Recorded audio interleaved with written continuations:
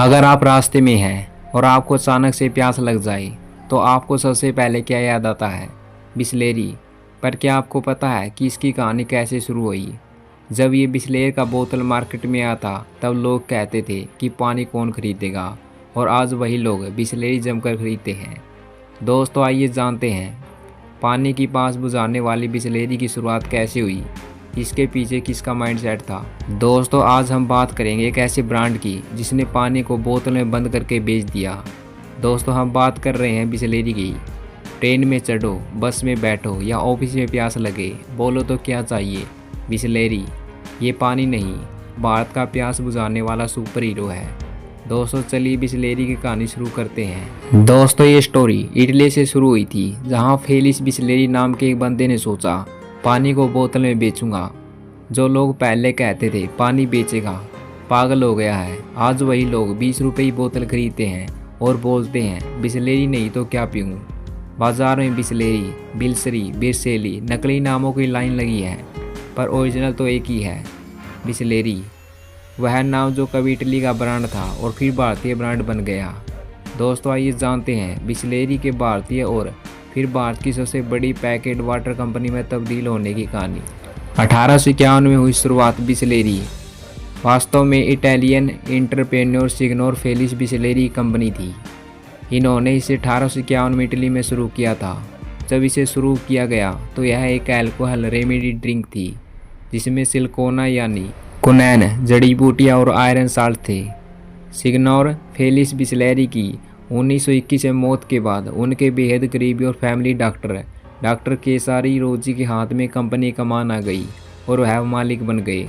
भारत में एंट्री साल 1965 में केसारी रोजी और भारतीय बिजनेसमैन खुसरू संतुक ने मुंबई के ठाणे में एक फैक्ट्री स्थापित कर सबसे पहले बिसलेरी बोतलबंद पानी उतारा। दरअसल मुंबई की एक पारसी फैमिली से आने वाले खुसरू संतुक के पिता डॉक्टर केसारी रोजी के अच्छे दोस्त भी थे और उन्होंने भारत में बिसलेरी कंपनी के लीगल एडवाइज़र भी। उस टाइम बिसलेरी एंटी मलेरिया दवा बनाती थी। खुसरू संतूक का परिवार वकीलों से भरा था, यहाँ तक कि उनके पिता भी अंतर्राष्ट्रीय ख्याति के वकील थे। खुसरू ने वकालत की पढ़ाई की थी और गवर्नमेंटल लॉ कॉलेज से लॉ की पढ़ाई खत्म करने के बाद वह भी वकालत के पेशे में जाने वाले थे। लेकिन डॉक्टर रोजी ने खुसरू के साथ व्यवसाय करने और उनके पिता को बिजनेस में हिस्सेदारी देने का ऑफर दिया। इस तरह खुसरू एक्सीडेंटली बिजनेसमैन बन गए। उस टाइम बॉम्बे, वर्तमान नाम मुंबई में पानी की गुणवत्ता काफ़ी ज़्यादा ख़राब थी और इसलिए लोगों को बीमारियां हो जाया करती थी। इसी वजह से डॉक्टर रोसी ने बोतलबंद पानी के व्यवसाय में बड़ी संभावनाएं दिखी। लेकिन बोतलबंद पानी के बारे में सोचना तो और भी ज़्यादा रिस्की था, क्योंकि एक तो यह प्रतिबंधित था और दूसरा इसे पीना लग्जरी समझा जाता था। जब खुसरू और डॉक्टर रोजी ने बोतलबंद पानी के व्यवसाय को चुना तो कई लोगों ने इसे पागल करार भी दिया। क्यों उड़ाया गया मजाक? उस वक्त बिसलेरी के पानी की एक बोतल का दाम सिर्फ 1 रुपये रखा गया, लेकिन उस ज़माने में 1 रुपये भी बहुत बड़ी कीमत थी। कोई भी 1 रुपया खर्च करके पानी नहीं खरीदना चाहता था। मुंबई में जब बिसलेरी वाटर प्लांट की शुरुआत हो रही थी तब लोगों का कहना था यह कौन सा बिजनेस है, भारत जैसे देश में 1 रुपया देकर कौन सी पानी की बोतल खरीदेगा। लेकिन फिर भी खुसरू और डॉक्टर रोसी पीछे नहीं हटे। उन्होंने मुंबई के ठाणे में वागले स्टेट में अपनी फैक्ट्री स्थापित की। वहाँ पहले केवल पानी को डिमिनलाइज्ड किया जाता था ताकि वो एकदम डिसिल्ड हो जाए, लेकिन बाद में देखा गया कि यह पानी पाचन के लिए उपयुक्त नहीं है, इसलिए उसमें सोडियम और पोटेशियम जैसे मिनरल मिलाए जाने लगे। शुरुआत में बड़े होटल और रेस्टोरेंट को किया टारगेट है। पानी की खराब गुणवत्ता चलते धीरे धीरे कुछ बड़े होटलों में बोतलबंद मिनरल वाटर के बारे में सोचना शुरू कर दिया। इसलिए भारत में शुरुआत में बिसलेरी के पानी को मुंबई में ही केवल लग्जरी होटलों व रेस्टोरेंट में 2 तरह की कांच की बोतलों, बबली और स्टील में बेचा जाता था। कोशिश यही थी कि इस लग्जरी समझे जाने वाले पानी को लोगों की आम जिंदगी का हिस्सा बनाना है। लेकिन चीज़ें वैसी नहीं जा पा रही थी जैसी कि उम्मीद थी। परिस्थितियों में कुछ ऐसा मोड़ लिया कि संतूक को कंपनी में अपने शेयर बेचने पड़े। उसके बाद साल 1969 में भारत की दिग्गज कन्फेक्शनरी कंपनी पार्ले ने 4 लाख रुपए, उस टाइम लगभग 50,000 अमेरिकन डॉलर में बिसलेरी लिमिटेड को खरीद लिया।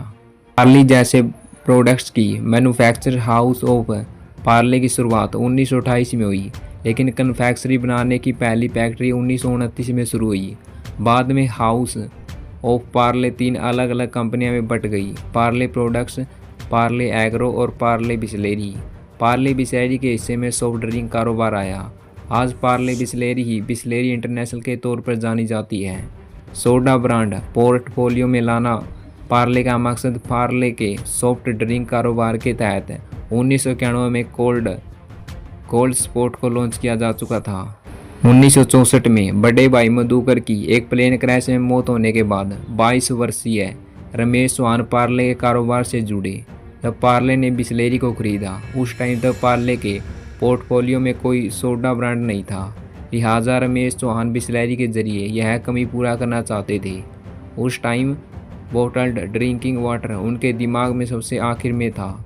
2008 में एक इंटरव्यू के दौरान उन्होंने कहा कि 60 के दशक के आखिर और 70 के दशक की शुरुआत में 5 स्टार होटलों में सोडा अच्छी डिमांड थी। बिस्लेरी सोडा काफ़ी पॉपुलर तो था। उन्होंने कंपनी को खरीद लिया। उस टाइम पानी के बिजनेस पर ध्यान नहीं था। बोटल्ड वाटर इंडस्ट्री पर उनका फोकस 1993 में आया। यही वह साल था जब उन्होंने अपने कोल्ड ड्रिंक्स पोर्टफोलियो को कोका कोला को बेच दिया था। पार्ले ने 2 वेरिएंट कार्बोनेटेड और नॉन कार्बोनेटेड मिनरल वाटर के साथ बिस्लेरी सोडा लॉन्च किया। कंपनी ने ट्रांसपोर्ट की जिम्मेदारी भी उठाई। बिस्लेरी को पार्ले ग्रुप द्वारा खरीद लिए जाने के बाद यह पार्ले बिस्लेरी बन गई। शुरुआती दिनों में ट्रांसपोर्टर पानी को ट्रांसपोर्ट करने में बहुत इंटरेस्ट नहीं रखते थे, क्योंकि वह एक भारी लेकिन कम कीमत वाला प्रोडक्ट था। इसलिए रमेश चौहान ने फैसला किया कि कंपनी पानी के ट्रांसपोर्ट का काम खुद संभालेगी। रमेश चौहान क्यों बेच रहे हैं बिस्लेरी? रमेश चौहान 82 वर्ष के हो चले हैं। उनका स्वास्थ्य गिर रहा है और उनकी बेटी जयंती की दिलचस्पी इस कारोबार को संभालने में नहीं है। अन्य कोई उत्तराधिकारी भी नहीं है जो बिस्लेरी को आगे बढ़ाए। ऐसे में किसी को तो इसे संभालना होगा। इसलिए चौहान बिस्लेरी इंटरनेशनल को बेचना चाहते हैं। यह उनके लिए कष्टदायक है, लेकिन उन्हें ऐसा करना पड़ रहा है। उनका यह भी कहना है कि वह अपनी कंपनी किसी को बेचना चाहते हैं तो बिस्लेरी को अच्छे से संभाले और उसे और आगे ले जाए।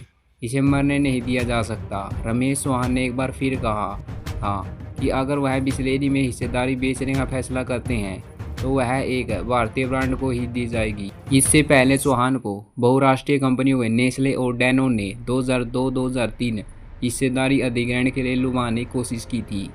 दोनों बहुराष्ट्रीय कंपनियां पैकेट वाटर सेगमेंट में अपनी उपस्थिति बढ़ाना चाहती थी, लेकिन वे बातचीत कोई प्रगति नहीं कर सकी। वित्त वर्ष 2022-2023 में बिस्लेरी का टर्नओवर 2500 करोड़ रुपये रहने का अनुमान है। माइनॉरिटी स्टेक भी नहीं चाहते कि चौहान बिस्लेरी इंटरनेशनल के किसी अन्य कंपनी के पास जाने के बाद चौहान कंपनी में माइनॉरिटी स्टेक भी नहीं रखना चाहते। बोतलन पानी के कारोबार से बाहर निकलने के बाद चौहान का इरादा पर्यावरण और धर्मार्थ कारणों जैसे जल संचयन, प्लास्टिक रिसाइकलिंग और गरीबों को चिकित्सा उपचार प्राप्त करने में मदद करने पर फिर से ध्यान केंद्रित करना और निवेश करना है। दोस्तों, आई होप कि आपको बिस्लेरी की ये स्टोरी ज़रूर पसंद आई होगी।